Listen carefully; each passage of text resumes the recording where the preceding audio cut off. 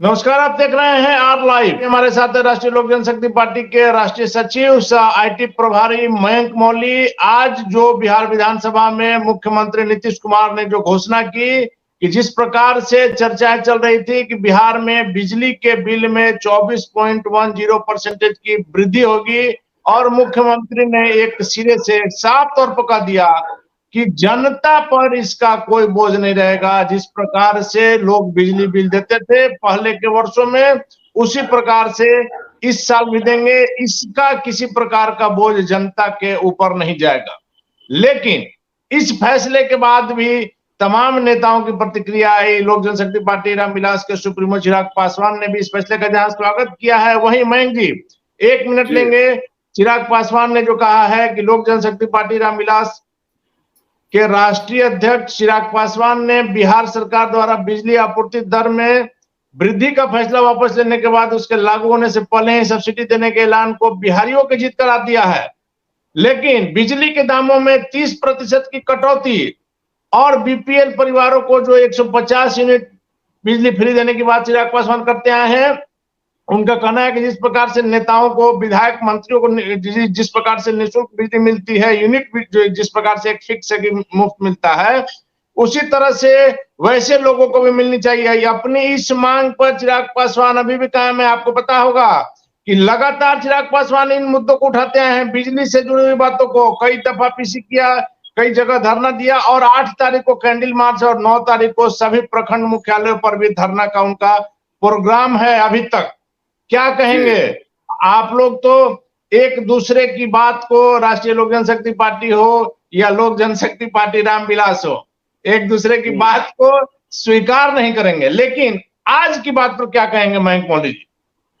देखिए, सबसे पहली बात तो मैं माननीय मुख्यमंत्री जी को इस बात के लिए धन्यवाद देना चाहूंगा कि एटलीस्ट बिहार की आवाम की बात और आवाम की परेशानियों को उन्होंने समझा है, जो बहुत दिनों बाद एटलीस्ट कहिए कि माननीय सुशासन बाबू की जो इमेज थी, उस इमेज में वापस लौटते दिख रहे हैं। शायद वो भूल गए थे कि वो इस राज्य के मुखिया भी हैं और राज्य पे अत्याचार करने के अलावा राज्य की जिम्मेदारी भी उन्हीं की है।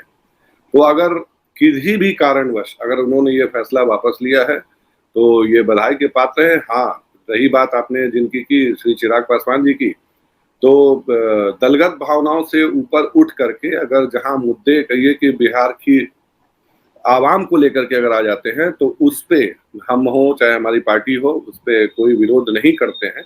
हाँ, श्रेय लेने की होड़ नहीं मचनी चाहिए, जैसा कि दिख रहा है आमतौर पे। उसमें सभी का हाथ है, किसी एक दल विशेष की इसमें कहिए कि सिर्फ आप उसको श्रेय नहीं देना, हितकर नहीं होना चाहिए हमारे हिसाब से। उसमें सब कुछ था, भारतीय जनता पार्टी है, एनडीए है और तमाम जितने भी विपक्षी दल थे और जितने भी कहिए कि काम करने वाली संस्थाएं हैं, बकायदा लोगों ने, चाहे सिविल सोसाइटी के लोग हों, हर तरीके से विरोध की आवाजें जो थी वो मुखर थी और उन मुखर आवाजों के कारण ही फाइनली मुख्यमंत्री जी को अपना फैसला रोल बैक करना पड़ा और उन्होंने किया। इसके लिए विशेष धन्यवाद है। और हाँ, कुछ हद तक मैं श्री चिराग पासवान जी की मांगों का समर्थन अवश्य करना चाहूंगा, जो उन्होंने कहा है कि बीपीएल परिवारों को 150 यूनिट जो बिजली है वो मिलनी चाहिए।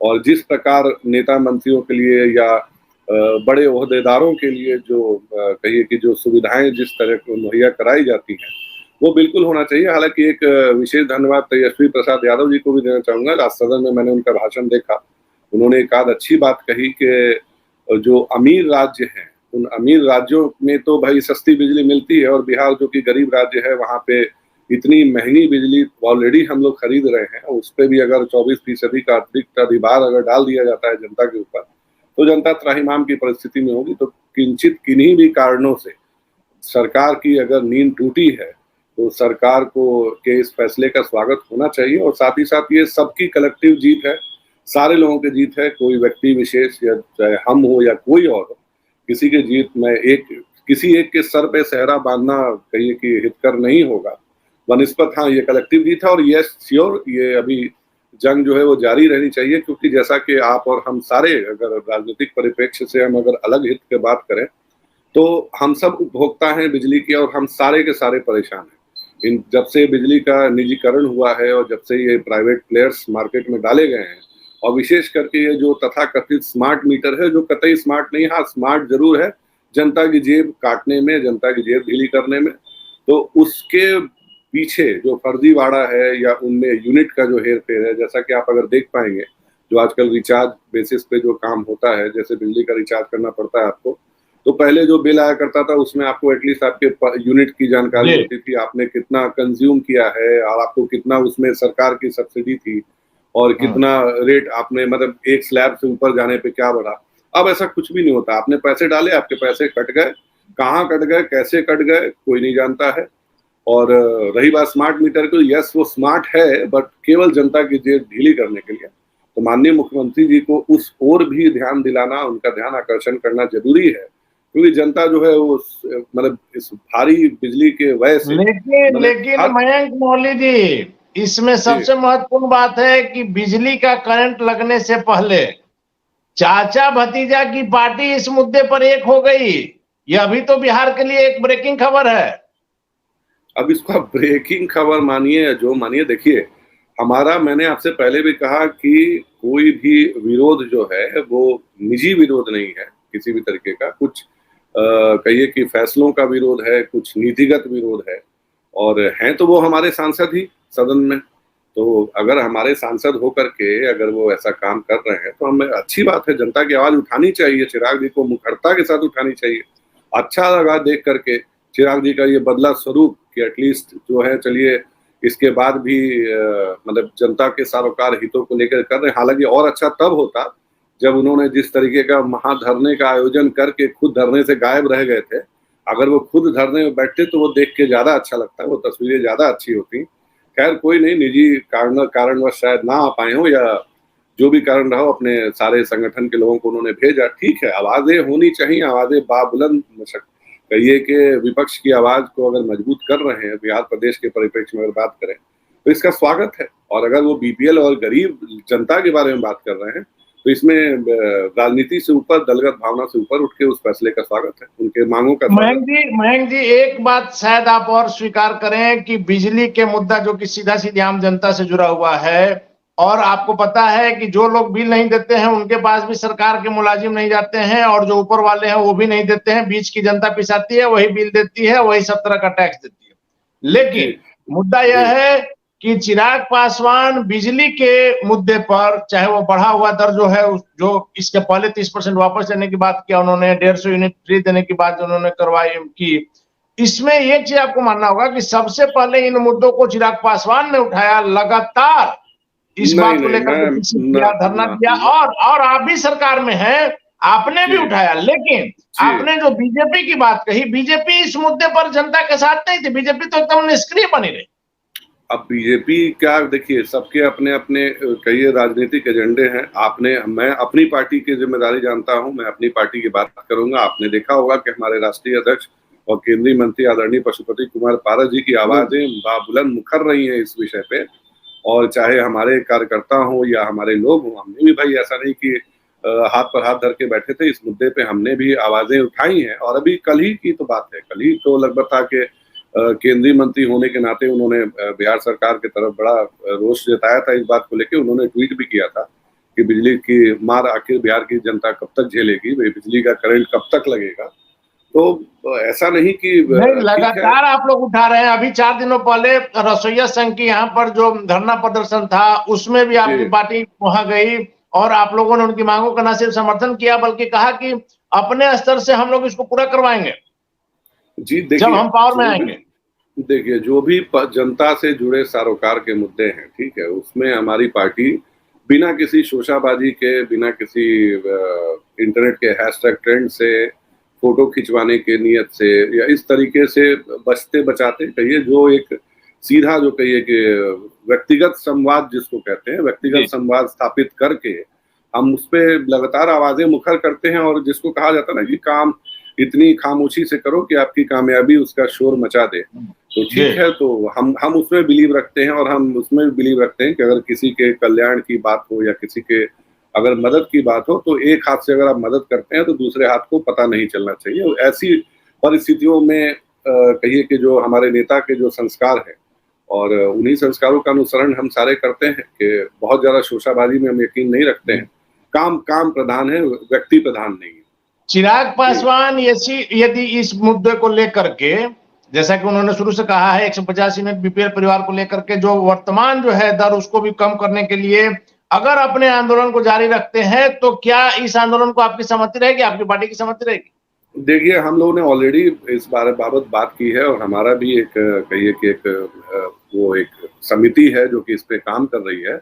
150 यूनिट ही नहीं, मैं कहूंगा पंजाब सरकार के तर्ज पे, पंजाब में भी आप देखेंगे जैसे वहां लगभग मुझे लगता है 200 या 300 यूनिट के आसपास हुई है। और सिर्फ बीपीएल परिवार ही क्यों, हम तो उसमें जो कहिए कि जाति आधारित नहीं हो और बीपीएल माने वैसा कुछ ना हो, जो भी एक जैसे पंजाब में आप देखेंगे, चाहे आप किसी भी समाज से आते हो, चाहे जो भी हो, पंजाब सरकार हो चाहे और भी प्रदेश राज्य में सरकारें हैं, चाहे दिल्ली हो गया, जहाँ एक फिक्स अमाउंट है जो कि फ्री है, उसके ऊपर आपको देना पड़ता है। तो इस जो भी ये लाभ है ये सस्ती बिजली का, वो निम्न मध्यम वर्ग से लेके मध्यम वर्ग सबको मिलना चाहिए। और जब संभ्रांत राज्य जो हैं वो ऐसा कर पा रहे हैं, जो थोड़े कम, जैसे दिल्ली तो पूर्ण राज्य में नहीं है, दिल्ली भी कर पा रहा है, हालांकि उनकी पर कैपिटा इनकम हम लोग से कहीं ज्यादा है। बिहार के परिप्रेक्ष्य में अगर मैं ये नहीं कह रहा कि हाँ चलिए बहुत ज्यादा हो, बट हाँ केवल जाति आधारित और केवल कहिए कि किसी समुदाय विशेष आधारित लोगों को ही इसका लाभ ना मिले। लाभ हो तो बिल्कुल पूरे उसका व्यापक पैमाना होना चाहिए, उसमें सारे लोग शामिल होने चाहिए। एक बेकार निम्न मध्यम वर्ग हो या मध्यम वर्ग क्या हो, किसको जेब तो सबकी कट रही है ना आखिर, तो उस पे एक व्यापक स्वरूप देने की जरूरत है। और हम हो चाहे हमारा दल हो, हम लोग जरूर माननीय मुख्यमंत्री जी से एक प्रतिनिधिमंडल जरूर मिलेगा, उनका इस ओर ध्यान आकर्षण हम जरूर कराएंगे। हाँ, ये है कि बस ये मुद्दा अच्छा है और ये मुद्दा जनता के सरोकार का है। और इस महंगाई के दौर में जिस प्रकार हम बिहार में देख पा रहे हैं कि चाहे हमारे यहाँ का डीजल देख लीजिए, पेट्रोल देख लीजिए, बिजली देख लीजिए, चाहे हमारा प्रॉपर्टी टैक्स देख लीजिए, चाहे हमारे यहाँ लाइसेंस बनाने की कीमत देख लीजिए, जो नॉर्मल ड्राइविंग लाइसेंस है, ये आप अपना राशन कार्ड देख लीजिए, हर चीज की कीमतें जो है वो बाकी राज्यों से कहीं ज्यादा है। गाड़ी का लाइसेंस का हो गया, चाहे आपका प्रॉपर्टी रजिस्ट्रेशन का हो गया, हर चीज में हम ज्यादा पैसा पे कर रहे हैं। क्यों? जब तथाकथित जनता की सरकार है, तो जनता की सरकार को में हमको अब जो बाकी राज्यों में अगर 500 रुपए में ड्राइविंग लाइसेंस बनता है, तो हमारे यहाँ 5500 रुपए में बनता है।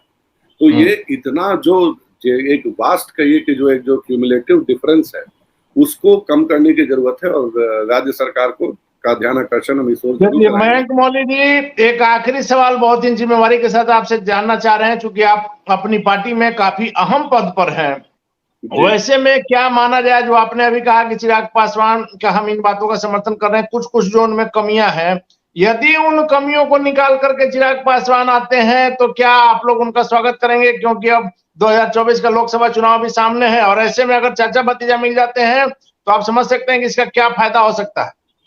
देखिए, हमारे नेता ने इस प्रश्न का जवाब बहुत दिन पहले भी दे दिया है, वही जवाब मेरा भी है। श्री चिराग पासवान जी अगर एनडीए में आते हैं तो हमें उसका कोई विरोध नहीं है, हम उसका कोई विरोध नहीं करेंगे। हाँ, अगर बात व्यक्तिगत तौर पे अगर आप करना चाहें, तो जो हमारे नेता के शब्द हैं, मैं उन्हीं शब्दों को दोहराना चाहूंगा कि जब दल टूटता है तो शायद जुड़ जाता है, मगर जब दिल टूटता है तो जुड़ना मुश्किल होता है। आगे भविष्य के गर्व का सवाल है ये कि क्या होता है, बट मेरा यही मानना है कि पिता स्वरूप है चाचा जी आपसे बहुत कहिए कि प्रेम है उन्हें, आपकी फिक्र है हमेशा, जो आप तो व्यक्तिगत रूप से जानते हैं अनिल जी के आदरणीय पशुपति कुमार पारस जी के व्यक्तिगत स्नेह में, और चाहे एक बेटे के तौर पे उनको प्यार देने में, चाहे हमारे उनके परिवार के उनके छोटे भाइयों में भी देख लीजिए, चाहे हमारे प्रदेश अध्यक्ष माननीय प्रिंस राज जी हो, जो भी हो, हर कोई उनको व्यक्तिगत इज्जत देता है। हमारे पार्टी के कार्यकर्ता उनको व्यक्तिगत इज्जत देते हैं, सम्मान तो है ही उनका। हाँ, उनकी कुछ नीतियों का नीतिगत विरोध जरूर है, और वही जो बात फिर घूम फिर के आ जाती है कि एक व्यक्ति विशेष के कारण पार्टी, परिवार, कार्यकर्ता सब कुछ दो फाड़ हो गया।